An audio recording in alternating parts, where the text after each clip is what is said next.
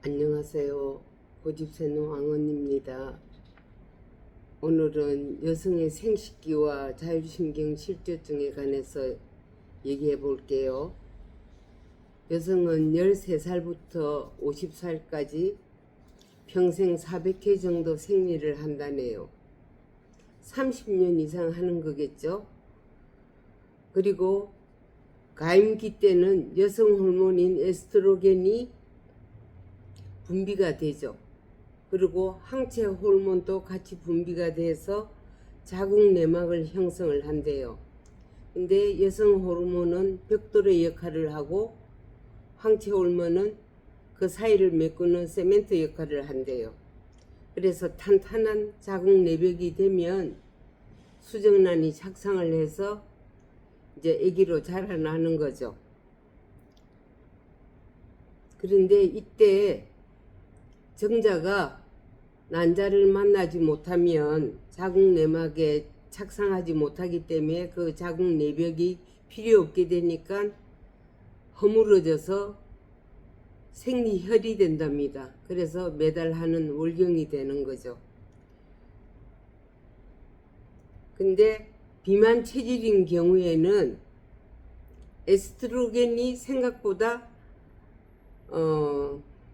비만 세포에서도 또 나온대요.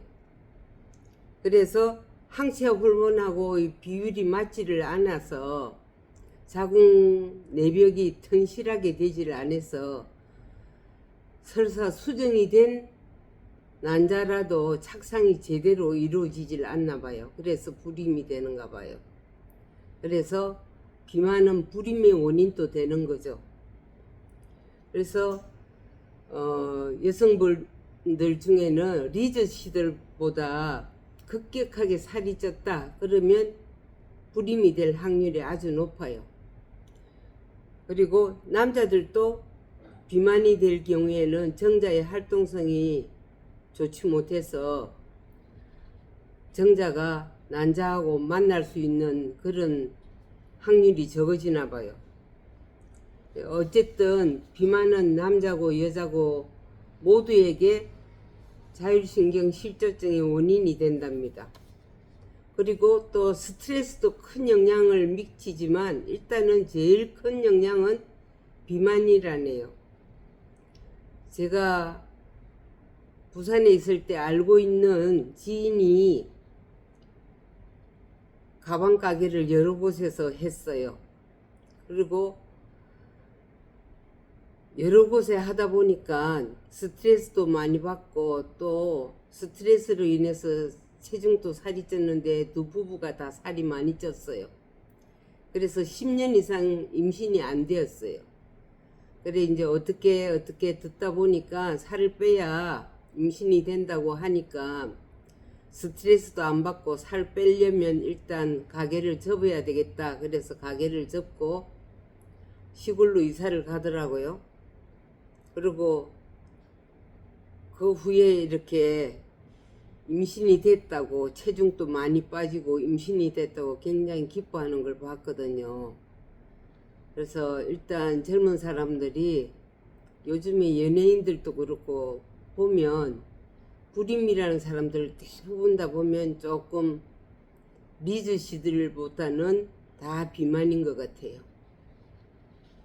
근데 이제 특별히 비만인 사람이라고 다 임신이 안 되는 건 아니죠. 비만이라도 임신이 되긴 하는데 그래도 보통 때보다 비만이 20-30% 이상 증가되었다. 이 정도 되면 불임될 확률이 굉장히 많아요. 그리고 이제 또 비만은 폐경 후에도 영향이 있어요. 보통 폐경 후에는 자궁 내막이 이제 뭐 임신이 필요 없으니까 우리 몸이 알아서 0.5cm 미만으로 자궁 내막이 형성이 돼야 된대요. 근데 계속 살이 찌다 보니까 비만 세포에서 에스트로겐이 계속 나오다 보니까 자궁 내막 벽이 두꺼워지는 거죠. 1.5cm 막 2cm 어떤 사람은 3cm까지도 간대요. 그래서 과다출혈, 이상출혈이 생기는 거죠. 저 같은 경우에도 30년 전에 폐경은 됐는데 저는 43살에 폐경이 됐으니까 13살에서 생리 시작해서 43살 했으니까 보통 사람보다는 약간 폐경이 빨리 온 편이에요. 스트레스도 있고 이래서 그랬나 봐요. 그랬는데 가다 출혈이 있어가지고 이틀 동안 출혈을 많이 했어요. 그래 병원에 가서 검사를 했더니 자궁내막 정식증 같다고. 이제 확실한 거는 조직 검사를 해봐야 된다 해서 소파 수술을 해서 조직 검사를 했어요. 근데 거기서도 한 번만에 검사 결과가 나오진 않는다고, 또 몇 달 있다가 자궁내막이 또 안착이 되면 그때 또 수술을 한번 해보자고 그러시더라고요. 그래서 소파 수술을 2번을 했어요. 그리고 조직 검사상으로는 아무 이형성 세포가 나타나지 않아서 그냥 그대로 치료를 중단했는데 30년 동안 아무 이상 없이 지금도 무탈하게 잘 지내고 있거든요. 그러나 그 비만이 자궁에서는 영향을 안 가도 당뇨를 또 일으켰잖아요. 그러니까 비만은 어쨌든 비만은 자율신경 실조 중에 제일 큰 공신입니다. 그래서 좀 사양을 해야 될 것 같아요. 근데 그때도 의사들이 이제 아기 낳을 필요가 없으니까 자궁을 적출하자고 수술 날짜까지 잡았어요. 근데 아무리 생각해도 제가 좀 차분한 성격이라 그랬잖아요.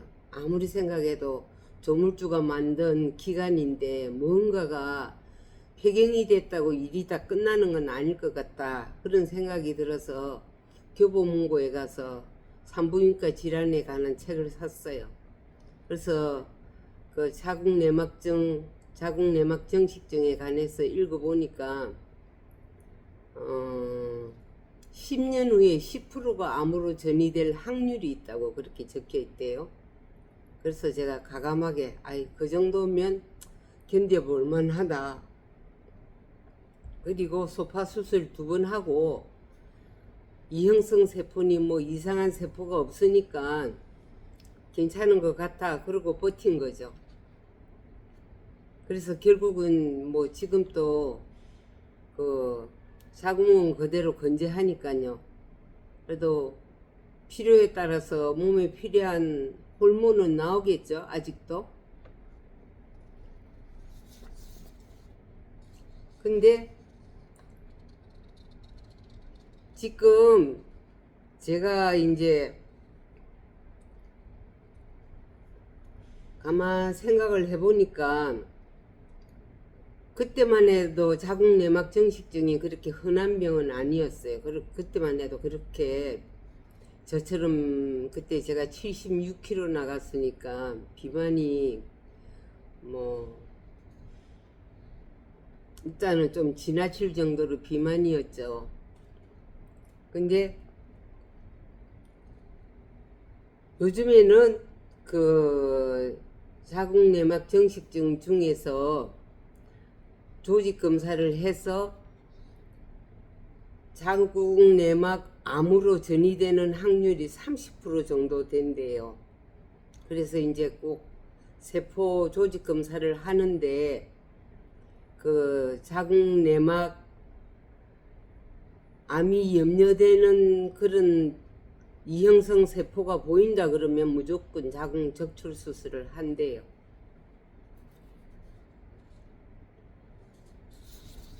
그리고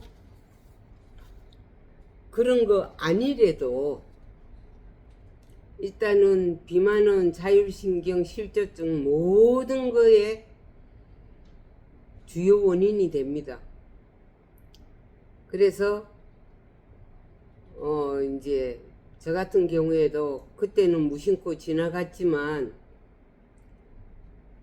그 이후에 당뇨로 고통을 당하잖아요. 그죠? 그것도 다 비만에서 오는 결과거든요.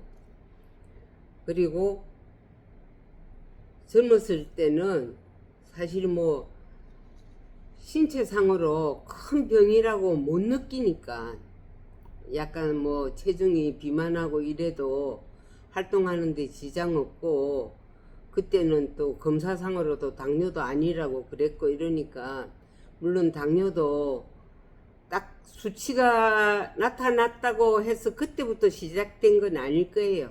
제가 생각해도 제가 중학교 다닐 때부터도 굉장히 단 것을, 설탕을 좋아했거든요. 그러니까 그 전부터도 그런 소양이 있었지만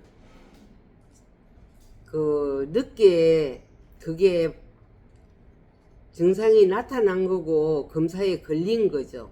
그러니까 일단은 비만이 가장, 신체에서는 비만을 조절을 잘 해야 될 것 같아요. 그리고 여러분들에게 부탁드리고 싶은 거는 내 몸의 주치의는 나다, 이런 마음을 가지셔야 될 것 같아요. 그래서 병원에서 진단이 나오면 그냥 무턱대고 의사가 시킨 대로 하는 것보다는 그 병에 대해서 약간 공부를 하고, 그리고 침착하게 대응을 한 다음에 치료를 하는 걸 시작해도 늦지 않거든요. 그리고 요즘에는 유튜브가 얼마나, 의사들이, 경험 많은 의사들이 환자들을 생각해서 유튜브로 얼마나 많은 걸 알려주시는지 몰라요. 마음만 있으면 유튜브로 얼마든지 책을 안 사도 공부할 수가 있거든요. 그래서 유튜브로 공부를 좀 하시고 침착하게 한 일주일 정도만 뭐 내 몸에 대해서 관심을 갖고 좀 생각을 하고, 그래도 역시 의사 선생님 시킨 대로 하는 게 낫겠다, 그럴 때는 그때 병원 한두 군데 더 다녀서 결과가, 같은 결과가 나오면 그때 그렇게 치료를 하는 게 좋을 것 같아요. 제가 여자라서 일단 남자들의 그 비뇨기과에 대해서는 제가 직접 경험해 본 게 없어서 공부를 조금 더 해야 될 것 같아요. 제가 그 배뇨에 관해서는 공부를 했는데, 배뇨에 관해서만 공부하는 게 아니고 남자들이 전립선 비대증이 왜 오는지에 대해서도 조금 공부가 덜 됐거든요. 다음에 그 공부마저 해서 남자들 생식기에 대해서 다음에 또 알려드릴게요. 도움이 되셨을까요? 도움이 되셨다면 구독, 알림 설정 부탁합니다. 감사합니다.